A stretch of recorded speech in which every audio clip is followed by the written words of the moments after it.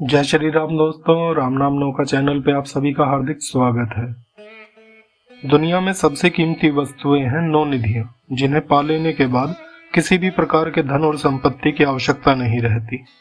9 निधि में सभी प्रकार की संपदाएं, धातु, हीरे जवाहरात, प्राकृतिक साधन और बल आ जाते हैं। ये 9 निधियां 9 प्रकार के धन की प्रतीक है। पिछले वीडियो में हमने हनुमान जी की अष्ट सिद्धियों के बारे में बात की थी और आज के वीडियो का विषय है हनुमान जी की 9 निधियां। अष्ट सिद्धियों के साथ साथ हनुमान जी के पास वो सारी 9 निधियां भी मौजूद हैं जो उन्हें माता सीता ने आशीर्वाद स्वरूप दी थी। पर आखिर वे 9 निधियां कौन कौन सी हैं और एक साधक पर उनका क्या प्रभाव होता है, तो चलिए जानते हैं। पहली है पद्म निधि। पद्म निधि के लक्षणों से संपन्न व्यक्ति सात्विक गुणों से युक्त होता है और उसकी कमाई गई संपदा भी सात्विक होती है। सात्विक गुणों से संपन्न व्यक्ति अपने द्वारा संग्रह किए गए सोने चांदी इत्यादि का दान करता है। यह सात्विक प्रकार की निधि होती है जिसका अस्तित्व साधक के परिवार में पीढ़ी दर पीढ़ी बना रहता है। दूसरी है महापद्म निधि। यह निधि भी पद्म निधि की तरह सात्विक ही है, हालांकि इसका प्रभाव 7 पीढ़ियों बाद नहीं रहता। इस निधि से संपन्न व्यक्ति भी दानी होता है। तीसरी है नील निधि। इस निधि में सतोगुण और रजोगुण दोनों ही मिश्रित होते हैं। ऐसी निधि व्यापार द्वारा ही प्राप्त होती है, इसलिए इस निधि से संपन्न व्यक्ति में दोनों ही गुणों की प्रधानता रहती है। हालांकि इसे मधुर स्वभाव वाली निधि कहा गया है। ऐसा व्यक्ति जनहित के लिए कार्य करता है और इस तरह इस निधि का प्रभाव व्यक्ति की 3 पीढ़ियों तक रहता है।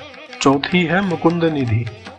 इस निधि में पूर्णतः रजोगुण की प्रधानता रहती है, इसलिए इसे राजसी स्वभाव वाली निधि कहा गया है।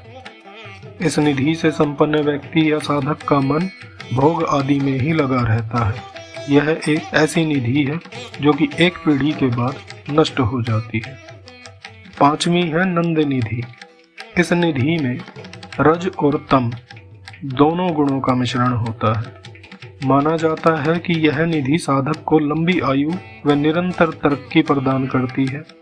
इस निधि से संपन्न व्यक्ति कुटुंब की नींव होता है। छठी है मकर निधि। इस निधि को तामसी निधि कहा गया है। इस निधि से संपन्न साधक अस्त्र और शस्त्रों का संग्रह करने वाला होता है। ऐसे व्यक्ति का राजा और शासन में दखल होता है। वह शत्रुओं पर भारी पड़ता है और युद्ध के लिए तैयार रहता है, किंतु उसकी मौत भी इसी कारण होती है। 7वीं है कच्छप निधि। इसका साधक अपनी संपत्ति को छुपा कर रखता है, ना तो स्वयं उसका उपयोग करता है न करने देता है। वह सांप की तरह उसकी रक्षा करता है। 8वीं है शंख निधि। इस निधि को प्राप्त व्यक्ति स्वयं की ही चिंता और स्वयं के ही भोग की इच्छा में लगा रहता है। वो कमाता तो बहुत है, पर उसके परिवारजन सब गरीबी में ही जीते हैं। ऐसा व्यक्ति धन का उपयोग स्वयं के सुख भोग के लिए करता है, जिससे उसका परिवार दरिद्रता में जीवन गुजारता है। 9वीं और अंतिम है खर्व निधि। इसे मिश्रित निधि भी कहा जाता है। नाम के अनुरूप ही यह निधि अन्य 8 निधियों का सम्मिश्रण होती है। इस निधि से संपन्न व्यक्ति को मिश्रित स्वभाव का कहा गया है। उसके कार्यों और स्वभाव के बारे में भविष्यवाणी नहीं की जा सकती। दोस्तों, ये सारी निधियां हनुमान जी में विद्यमान है, इसीलिए उन्हें अष्ट सिद्धि और नवनिधि के दाता भी कहा जाता है। हमने पिछले वीडियो में अष्ट सिद्धियों के विषय में बात की थी, आप चाहें तो वो भी देख सकते हैं। आशा करता हूँ ये जानकारी आपके लिए लाभदायक सिद्ध हो। कृपया वीडियो को लाइक और चैनल को सब्सक्राइब जरूर कीजिएगा और हाँ, कमेंट सेक्शन में जय श्री राम जय हनुमान लिखना बिल्कुल मत भूलिएगा। जय जय श्री राम, जय जय श्री हनुमान। धन्यवाद।